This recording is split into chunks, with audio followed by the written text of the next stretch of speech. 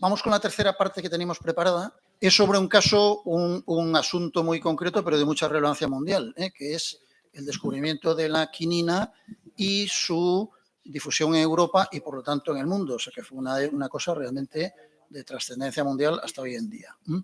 Y de ello nos va a hablar don Miguel Ernesto García Gutiérrez. Muy brevemente se lo presento. Es licenciado en Ciencias Físicas por la Universidad Autónoma de Barcelona y máster en Ingeniería Nuclear del Instituto Superior de Estudios Nucleares de la Junta de Energía Nuclear Española, hoy se llama CIEMAT. Desarrolló su carrera profesional como experto y responsable en el área de seguridad nuclear en proyectos nacionales en España y también internacionales, siempre relacionados con la energía nuclear, y elaboró muchísimos artículos y trabajos en este campo técnico. Pero en paralelo fue desarrollando una formación humanística dedicada al estudio y divulgación de la historia de lo que él llama o considera la civilización hispánica, y es autor de cantidad de artículos, etcétera. Yo diría que Miguel Ernesto, a lo mejor me equivoco, es peruano de nacionalidad, no sé si también español, no lo sé, también. Yo diría que es un peruano que vio la luz, porque como me comentó alguna vez charlando, él cuando se crió en el Perú aprendió una historia y luego descubrió que había otra versión. Bueno, decirles, bueno, seguramente muchos de ustedes los conocen, es el delegado en la Comunidad de Madrid de la Asociación Hispanista Héroes de Cavite, que saben que organizan una inmensa cantidad de actividades culturales, seminarios, jornadas, conferencias. De hecho, mañana o pasado hay una en la Casa de Asturias, creo que es, ¿no? En el centro asturiano. O sea que... Bien, pues entonces, Miguel Ernesto, con el compromiso de que me dejes 10 minutos, que sería mejor 15, te voy a dar la palabra para este tema tan concreto, pero tan relevante. Muy buenas a todos. Y muy rápidamente voy a agradecer, por supuesto, al Instituto de Historia y Cultura Militar que nos haya dejado entrar en estas jornadas. Y voy a ser muy concreto con respecto al tema de la historia, porque la quina, el árbol de la quinina, pues evidentemente esto es para hacer asignaturas, no es para media hora, no, ni mucho menos, ni menos 10 minutos o 15 minutos. Además, me voy a concretar al periodo en el que estamos hablando en esta jornada. Son 500 años, las 3 días, pero este día es solamente 300 años. En ese contexto es donde me voy a mover. Lo he dividido de esta manera, la malaria, unos pequeños datos de introducción para entender la importancia, que sé muy bien de que deben conocerlo. En el Virreinato del Perú hay información rápida de la sanidad y sobre los distintos relatos y versiones que existen sobre el tema del conocimiento por parte de Europa de lo que es la quinina. Y luego voy a hablar de un tema que para mí es también muy importante y es en tiempos prehispanos si conocían o no conocían la malaria, porque hasta ahora siempre se ha hablado de que no había malaria antes de llegada de los europeos. E investigaciones genéticas recientes. Muy rápidamente, la malaria o paludismo es una enfermedad una enfermedad endémica y debilitante. La malaria está provocada por varios parásitos del género Plasmodium y se transmite por la picadura de un mosquito hembra infectado. En mayo del 2007, el Organismo Mundial de la Salud decidió conmemorar el día 25 de abril como Día Mundial de la Malaria. Estos son unos ejemplos actuales. Estamos hablando de más de 500.000 de muertos al año y estamos hablando de unos 250, 220 millones afectados cada año. Importante, el 95% de todos estos casos están en la región de África. Estoy hablando de este siglo XXI, en este caso porque estoy en la introducción. De todas las muertes, el 80% son menores de 5 años. y el 95% de los casos de la malaria están, bueno, ya lo he dicho anteriormente, perdón, está repetido, en la región de África. Aquí se puede ver que África actualmente es el que está realmente teniendo la gran tristeza de ser los que llevan la voz cantante en el tema de la malaria. Bien, pasamos a la historia. En el Virreinato del Perú.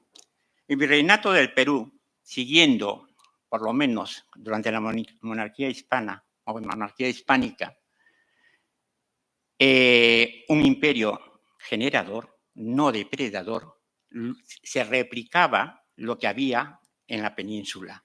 Y por lo tanto, lo que había en la península se pasaba a los distintos virreinatos, en este caso al Virreinato del Perú. Y lo primero que se hizo fue en 1535, 4 días después, o 3 o 4 días después de que se haya fundado Lima, se creó el Cabildo. Y el Cabildo es el que se encargaba como instituto para el tema de la organización sanitaria. Posteriormente, se creó en 1570 el Real Tribunal de Protomedicato, que es lo que ahora actualmente hablamos de Ministerio de Sanidad, es decir, un control de la sanidad y además dar instrucciones para poder tener médicos, porque en esa época todavía no existía el concepto de los médicos como tal. Estoy hablando de 1500, de esta época, vamos. Bien, hablando de la quinina y hablando de el conocimiento que tiene, insisto con la palabra conocimiento en vez de descubrimiento. Hablando del conocimiento que tiene Europa de la quinina, existen muchísima información, muchas de ellas discrepantes y otras que no tienen fuentes primarias, otras que sostienen y son de allí donde he estado leyendo varios artículos y se pueden resumir en 2 relatos. El primer relato se puede entender que es el relato clásico popular y el que nos enseñan normalmente, es el hecho de que la llegada de la quinina a la medicina occidental se produjo con la esposa del conde de Chinchón, el virrey del Perú. Y se fue exportado a Europa, lo realizó un médico funcionario del virrey. No quiero entrar en años específicos ni en nombres, porque si no, esto sería un tremendo.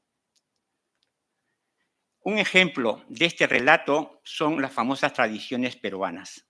Las tradiciones peruanas,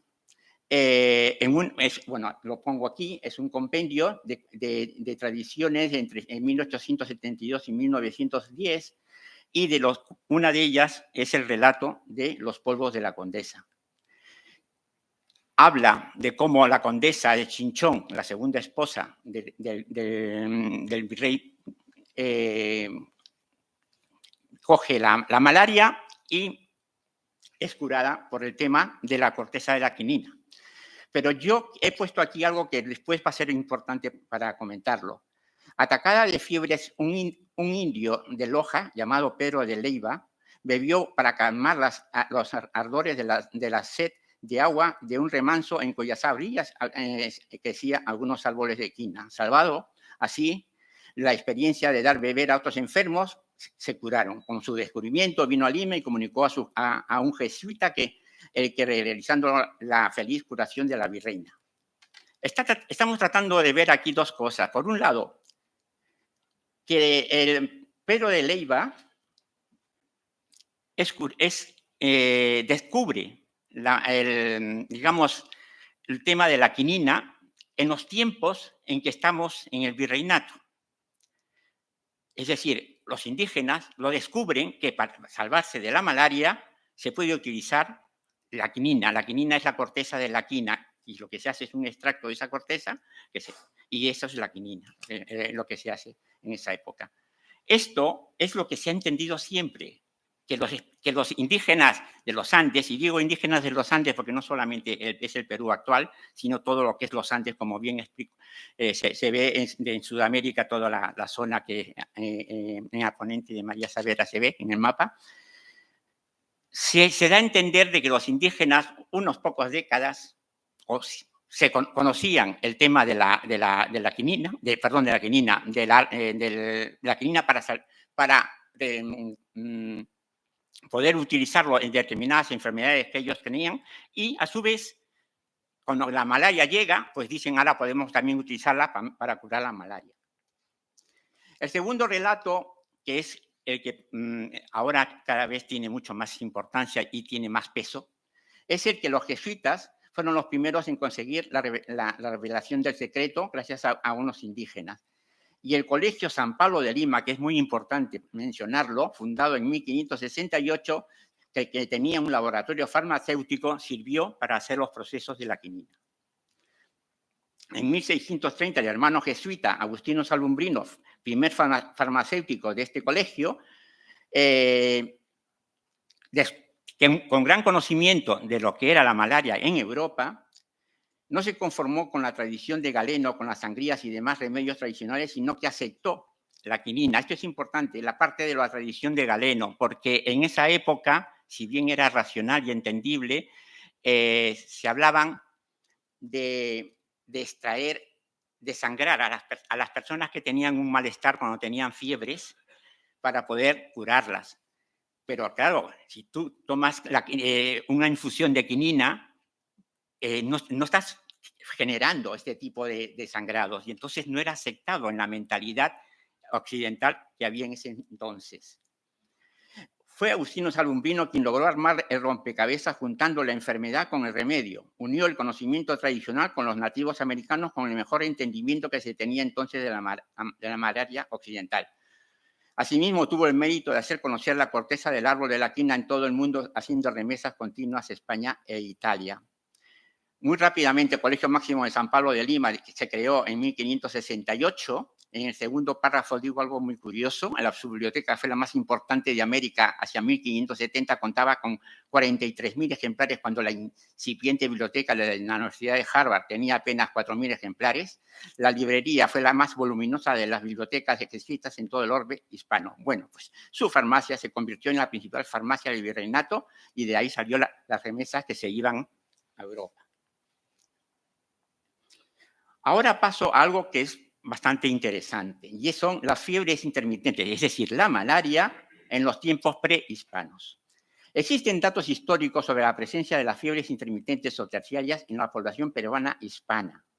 Entre ellas, la existencia del vocablo quechua, chuchu, para designar el frío de la fiebre o el temblor que produce la fiebre intermitente. El conocimiento que tenían los antiguos peruanos de la inclemencia de los valles cálidos de los Andes orientales parece ser corroborado por la construcción de sus grandes ciudades en la frontera de estas regiones. Hasta aquí, bien, pero no hay datos. Para entenderlo, tengo que llegar a explicar un poquito cómo es el proceso de la malaria. El parásito pertenece al género Plasmodium y tiene 120 especies, pero 5 de ellas atacan al ser humano y 2 de ellas son las que son realmente mortales y conocidas en el mundo. La infección del Plasmodium falciparum es el más letal y es la que está atacando en África, y el Plasmodium vivax es el más común en América del Sur. En el caso del falciparum existe consenso a nivel de las investigaciones históricas y de los entendidos que se introdujo a través del tráfico de esclavos desde África ecuatorial a Occidente, pues en el siglo XVII, ¿vale? A continuación, el Plasmodium vivax fue introducido. Hay historiadores que postulan que el Plasmodium vivax fue introducido por pobladores asiáticos cuando migraron hacia América en la época precolombina por el estrecho de Bering.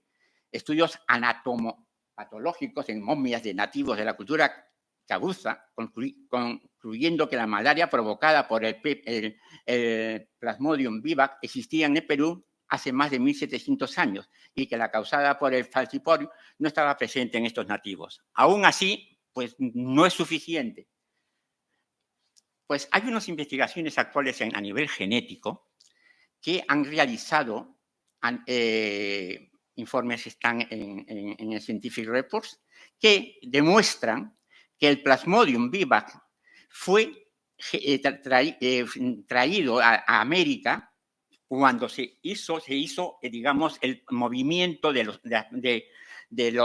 Asia hacia América. Y ellos se llevaron este tipo de de parásito, el Plasmodium vivax. Esto es muy importante. ¿Por qué? Porque de esta manera podemos enfatizar que el descubrimiento de la quinina por los indígenas de los Andes, que lo utilizaban para distintas enfermedades distintas a la malaria, también lo utilizaban para la malaria generada por el Plasmodium vivax. Por lo tanto, cuando llegó la malaria producida por el Plasmodium falciparum de Europa en el siglo XVI, ellos ya sabían cómo responder a ella. No es una casualidad de que alguien beba en un río, en un manantial donde está un árbol de la quina y descubre eso en el siglo XVI. No, esto ya se conocía por entonces, durante tanto tiempo.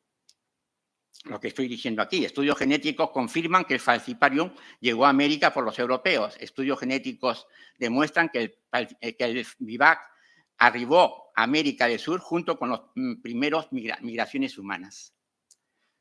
Bien, y después, como conclusiones, en 1532 es un hecho incuestionable que los pobladores andinos conocían las propiedades medicinales del árbol de la quina y ahora, con lo conocido en el punto anterior, es muy probable que lo utilizaran para la malaria con Plasmodium vivax.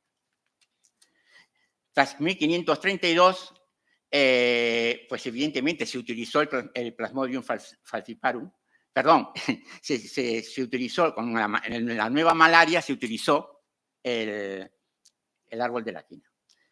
En 1568 los padres jesuitas fundaron el Colegio San Pablo de Lima.